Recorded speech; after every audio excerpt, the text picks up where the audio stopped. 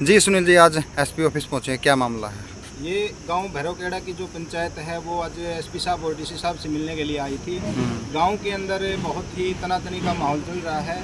कुछ दबंग प्रवृत्ति के व्यक्ति हैं जो गांव के जो एससी समाज के जो व्यक्ति हैं, जो घर हैं, उनको कहीं ना कहीं वहाँ से भगाने पे, पलायन करने पे मजबूर कर रहे हैं। वो अपनी मलकियत का दावेदारी करके बार बार जो है जेसीबी लेकर के इनके घरों को उखाड़ने की तैयारी कर रहे हैं। 2-3 बार पहले आ भी चुके हैं। तो गांव के जो लोग हैं, ये जो पीड़ित पक्ष है जो यहाँ पे आया हुआ है, इन्होंने अपना बीच बचाव करके वहाँ से उनको दबा दिया। लेकिन आज ये एसपी साहब से मिलने के लिए आए हुए हैं और उन लोगों के खिलाफ में हमने शिकायत दी है कि भाई उन लोगों को तुरंत प्रभाव से जो है कहीं ना कहीं नकेल कसी जाए, नहीं तो इस प्रकार के जो व्यक्ति हैं गांव के अंदर माहौल ख़राब कर देंगे और जिसकी वजह से गांव के अंदर कहीं ना कहीं तानाशाही का माहौल पैदा हो जाएगा और आपस में मारकाट की स्थिति पैदा हो रही है। क्योंकि जो घर है वो कोई भी व्यक्ति है बड़ी मुश्किल से बसाता है। अगर ये अपना घर उजड़ता देखेंगे बिगैर वजह के गुंडागर्दी के तहत में, तो ये भी कहीं ना कहीं मजबूर होकर के फिर रिएक्शन करेंगे और फिर कहीं ना कहीं गांव के अंदर जो है माहौल ख़राब होगा।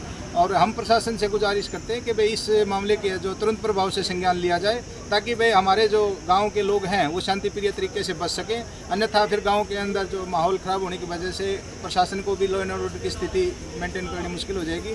इसलिए हम पहले ही प्रशासन को आगाह कर रहे हैं कि भाई इस सिचुएशन को जल्द से जल्द जो है कहीं टैकल किया जाए, अदरवाइज गाँव में है ना माहौल ख़राब होगा। सुनील जी, गाँव के लोगों से हमने बातचीत की, वो कह रहे हैं कि हम डीसी साहब से भी मिले थे कुछ दिन पहले, जो 2 महीने पहले सीएम साहब से भी मिले थे, तब भी कोई कार्रवाई नहीं हुई। क्या मानते हैं? हम 3 बार इस मामले को जो प्रशासन के नोटिस में डाल चुके हैं, सीएम साहब से भी मिल चुके हैं। सीएम साहब ने यहाँ के जो जिला प्रशासन है उनको भी कॉल वगैरह करके जो मामले की जो कहीं ना कहीं गंभीरता को देखते हुए उसको संज्ञान लेने के लिए आदेश किए थे। लेकिन अभी तक 2 महीने के लगभग बीत चुके हैं, अब कोई कार्रवाई अमल में नहीं लाई गई है, जिसकी वजह से जो दबंग प्रवृत्ति के लोग हैं उनके हौसले इतने बुलंद हो गए हैं कि भाई आए दिन वो जेसीबी लेकर के इनके घरों पर तोड़ने के लिए पहुंच जाते हैं। आज पुलिस प्रशासन के अधिकारियों से मिले हो तो क्या आश्वासन? अभी जो प्रशासन है, प्रशासन ने आश्वासन दिया है कि भाई हम इस मामले की जो है तुरंत प्रभाव से संज्ञान लेंगे और जो भी उचित कार्रवाई होगी वो अमल में लाई जाएगी। लेकिन आप लोगों को जो है घरों को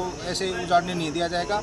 जो भी आरोपी हैं उनको तुरंत प्रभाव से कब्जे में लेकर के उनसे जाँच की जाए। क्या इन लोगों के पास वैध कागजात हैं? सारे के सारे इनके पास में जो सरकारी जो दस्तावेज हैं, जो इनको प्लॉट अलॉट किए गए थे, जो इनके सरकारी दस्तावेज हैं, रजिस्ट्री वगैरह है, जो इंतकाल वगैरह है, सब कुछ इनके पास में है। और लगभग जब से गांव बसा है तब से ये लोग वहाँ पे रह रहे हैं। लगभग 150-200 साल के आसपास का गांव की जो इतिहास है, तब से वो लोग यहाँ पे बसे हुए हैं और निरंतर ये जो मकान है, जो पीढ़ियाँ हैं वो बढ़ती जा रही हैं और उन लोगों के द्वारा खरीद करके मकान वहाँ पे बनाए गए हैं, ना कि कोई अवैध तरीके से रह रहा है। आपका नाम? मेरा नाम सुनील राजबामणी है।